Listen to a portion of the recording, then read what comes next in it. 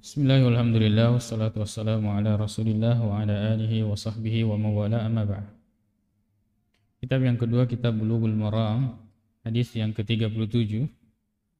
Wa anhu, dan darinya. Yang dimaksud sini adalah Abu Hurairah. Nabi SAW bersabda, "Idza staiqaza ahadukum," apabila salah seorang di antara kalian bangun tidur,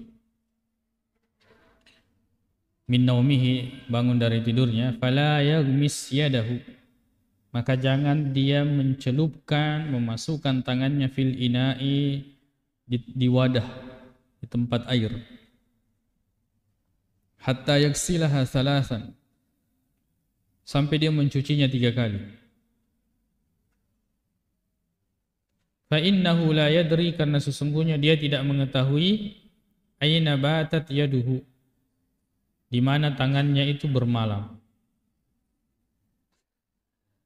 Ya, di hotel mana tangannya bermalam dia tidak tahu.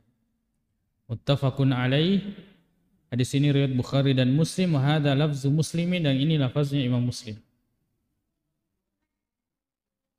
Coba kalau kita mau sesuaikan pembahasan Sahih Bukhari tadi. Coba seandainya Nabi SAW langsung berkata kepada kita,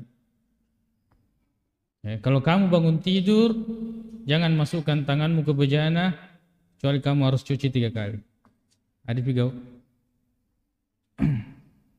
Aku tanya sih, maka ada wajib ya Rasul atau sunnah?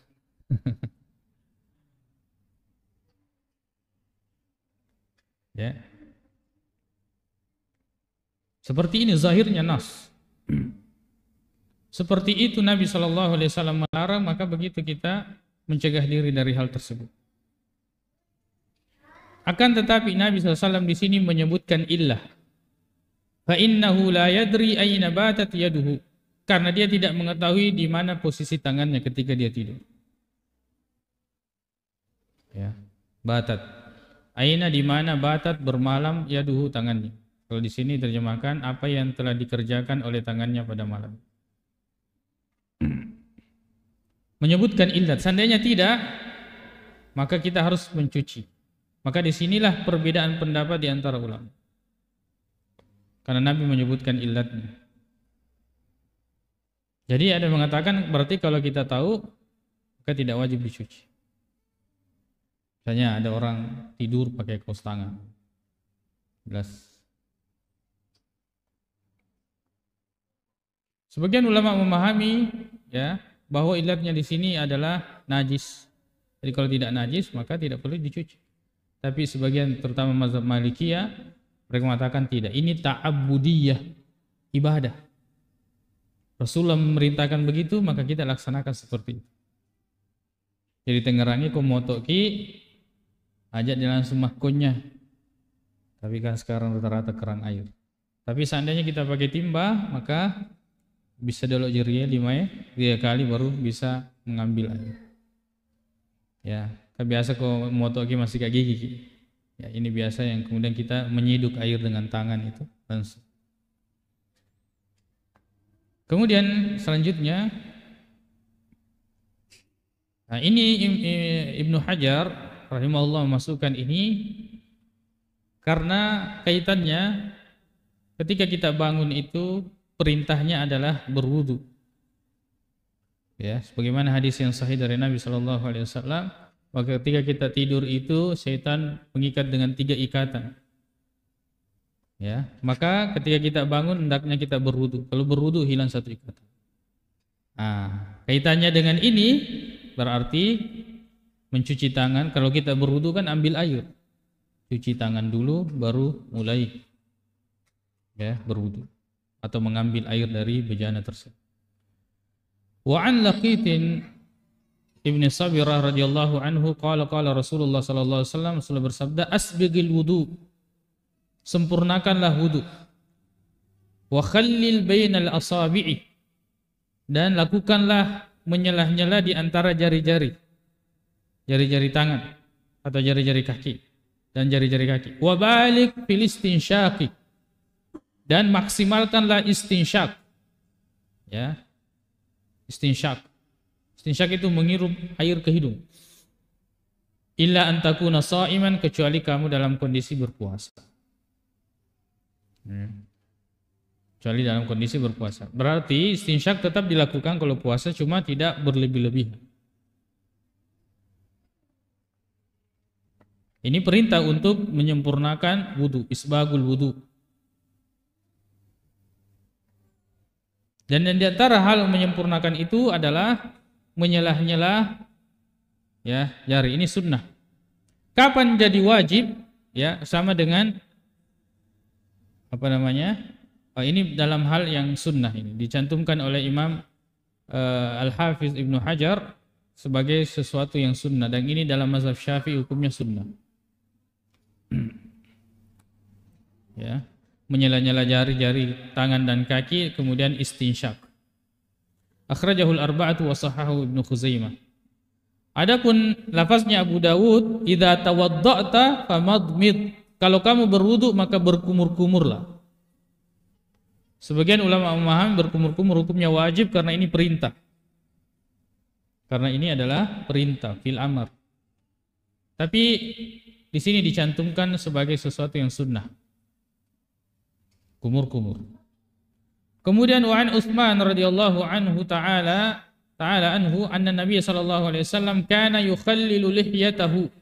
Nabi menyela-nyela jenggotnya fil wudu'i ketika berwudu. Akhrajahu Tirmidzi wa sahhahahu Ibnu Khuzaimah. Ini hukumnya sunnah menyela-nyela jenggot. Ya. Jenggot yang tebal. Kalau tipis wajib menyampaikan air di kulit.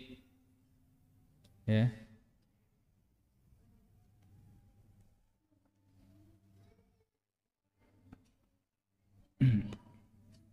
Kemudian wa an Abdullah bin Zaid, dari Abdullah bin Zaid radhiyallahu anhu, beliau berkata inna Nabiy sallallahu alaihi wasallam, ini sahabat yang masyhur meriwayatkan tentang sifat wudu Nabi sallallahu alaihi wasallam. Utsman Abdullah bin Zaid radhiyallahu anhu. Sungguhnya Nabi sallallahu alaihi wasallam ata bi sulusai muddin. Ya. Nabi sallallahu alaihi wasallam ya membawa, bisa dibaca ata, membawa, bisa kalau utia bi berarti diberikan 2/3 mud. 1 mud itu kira-kira 1 liter lebih. Ya. 1 liter, bukan 1 liter, setengah liter, sekitar 600 gram. Setengah liter. Lebih setengah liter lebih sedikit. 2/3-nya itu. Faja'ala yadluku dhira'ihi, maka Nabi sallallahu alaihi wasallam menggosok ya tangannya dengan air tersebut. Jadi ini lumayan ya, harus kita perhatikan. Karena ini yang banyak biasa yang tinggal ini, siku ini tidak dapat. Kemudian yang terakhir masih dari Abdullah bin Zaid, annahu ra'a an-nabiy sallallahu alaihi wasallam, bahwa beliau pernah melihat Nabi sallallahu alaihi wasallam ya'khudhu li udunaihi ma'an. Nabi sallallahu alaihi wasallam sengaja mengambil air untuk kedua telinganya, ghairal ma'il ladzi akhadhahu li ra'sihi, bukan air dari kepalanya. Maksudnya basuh kepala lalu kemudian Nabi mengambil air lagi untuk telinganya. Ya, akhrajahul Baihaqi, ini dikeluarkan oleh Imam Al-Baihaqi, wa huwa inda Muslim min hadzal wajhi bilafzin, ya, dengan sanad ini tapi lafaznya berbeda. Lafaznya adalah wa masaha bi ra'sihi, membasuh kepalanya bima'in ghairi fadli yadayhi, dengan air yang bukan sisa dari kedua tangannya, wa huwal mahfuz. Yang itu adalah riwayat Al-Mahfuz. Ya. Inilah gambaran, walaupun hadis ini ya didhaifkan, tentang mengambil air, dan yang dikuatkan oleh ulama adalah, atau pendapat yang kuat adalah menyatukan basuhan kepala dengan telinga. Ya. Menyatukan basuhan kepala dengan telinga. Ada juga yang memandang bahwa semua hadis tentang membasuh telinga itu dhaif. Ya. Jadi jangan heran kalau kemudian kita akan mendapati kemudian perbedaan seputar hal ini. Ya, ada yang membasuh kepalanya langsung telinga. Ada yang membasuh lalu ambil air ya ke telinga. Ada juga mungkin yang tidak membasuh telinganya. Ini riwayat-riwayat yang ada yang menghasankan, ada yang mendhaifkan. Ada juga riwayat yang mengatakan al-udhunani min ra'si, bahwa kepala itu adalah bagian dari telinga. Berarti wajib mencuci. Jadi telinga itu bukan karena masalahnya dia anggota wudhu yang lain, tidak, tapi dia bagian dari telinga sehingga dia wajib juga dicuci. Tapi hadisnya dhaif atau didhaifkan oleh sebagian ulama. Dan itu pendapat yang kuat bahwa hadis tersebut adalah dhaif. Alhamdulillah 2 kitab kita sudah membaca, masih beberapa hadis. Ya, mudah-mudahan Allah Subhanahu wa taala memberikan kesempatan kepada kita bertemu lalu kemudian mendengarkan lagi hadis-hadis Nabi sallallahu alaihi wasallam dan ayat-ayat Allah Subhanahu wa taala. Tete itu si salah nareko. Ya, si mata yang kelinga wi hadisna Nabi Muhammad sallallahu alaihi wasallam, daripada kemudian ya kita hanya banyak mendengarkan uraian-uraian atau perkataan-perkataan. Ya. Tetap dan semoga kita kemudian mendapatkan keutamaan kata Nabi sallallahu alaihi wasallam, naddarallahu mra'an. Semoga Allah mencerahkan wajah seorang sami'a maqalati, mendengarkan ucapanku, kemudian fawa'aha, dia memahami dengan baik, kemudian fa'addaha kama sami'aha, tapi ketika dia menyampaikan sebagaimana dia mendengarnya. Ini penting dalam mendengarkan hadis. Hadis, lihat, dengarkan apa yang diucapkan, kemudian perhatikan apa yang dipahami, tapi ketika mau disampaikan, sampaikan sebagaimana yang didengar. Jangan sampaikan apa yang dipahami. Nah, ini penting. Begitu pula kita memperlakukan perkataan begitu. Kalau misalnya ada perkataan yang diucapkan salah, kita katakan ucapan itu salah. Adapun nanti kemudian orang yang mengklarifikasi, oh maksud saya itu urusan belakang.